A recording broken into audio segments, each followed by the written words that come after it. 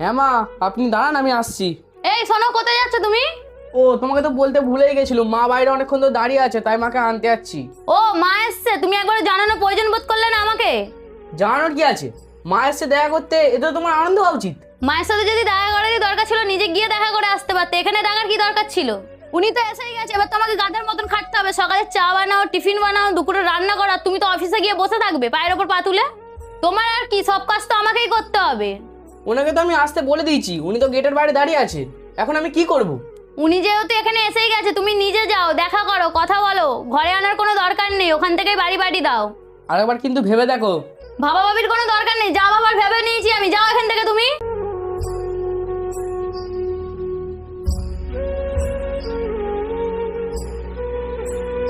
কেমন আছেন মা? আমি তো ভালো আছি, আর তুমি কেমন আছো? আমি তো ভালো আছি। চলো আবার তাহলে ভিতরে যাওয়া যাক। আপনি তো ভিতরে যেতে পারবেন না। কেন ভিতরে যেতে পারবো না? আপনার মেয়েই তো বললো আপনাকে ভিতরে নিয়ে যাবে না, বললো মা এসছে, বাড়ি থেকে দেখা করে চলে আসো। ও আমার মেয়ে, আমি ওর মা, আমাকে ভিতরে নিয়ে যেতে মানা করেছে? দেখুন আমি কি বলবো, ও বললো আমাকে ঘরে নিয়ে যাওয়ার দরকার নেই, বাইরে থেকে দেখা করে চলে আসো। ঠিক আছে তাহলে আমি আসলাম।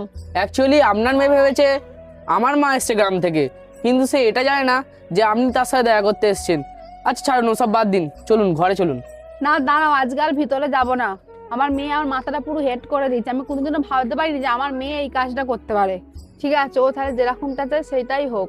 যেই ঘরে তোমার মায়ের কোনো জায়গা নেই সেই ঘরে আমার জায়গা হয় কি করে? ঠিক আছে তাহলে আমি আসলাম। কিন্তু মা। পাঠিয়ে দিয়েছো তো দোকান থেকে ওনাকে? হ্যাঁ। থ্যাংক গড যে চলে গেছে, আমার মাথা ব্যথাটাও বেড়ে যেত আর আমার কাজটাও বেড়ে যেত। আর হ্যাঁ, একটা কথা, তোমার বাড়ির লোক যখন আসবে আগে থেকে আমাকে একটু জানিয়ে দেবে। আচ্ছা এটা কথা জিজ্ঞাসা করবো, তোমার মা অত দূর থেকে এলো তোমার সাথে দেখা করবে বলে, তোমাকে সারপ্রাইজ দেবে বলে, আর তুমি তাকে এইভাবে বাড়িতে তাড়িয়ে দিলে? আমার মা?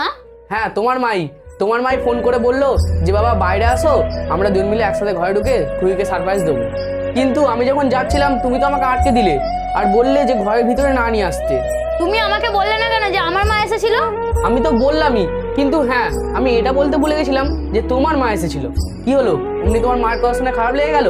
আমি তোমার মাকে বলেছিলাম, তুমি কেন মাকে ঘরে আসতে বারণ করেছিলে? ভালোবাসা হোক বা সম্মান, সব সময় সমান হওয়া উচিত, সেটা নিজের মায়ের প্রতি হোক বা স্বামীর মায়ের প্রতি। ধন্যবাদ।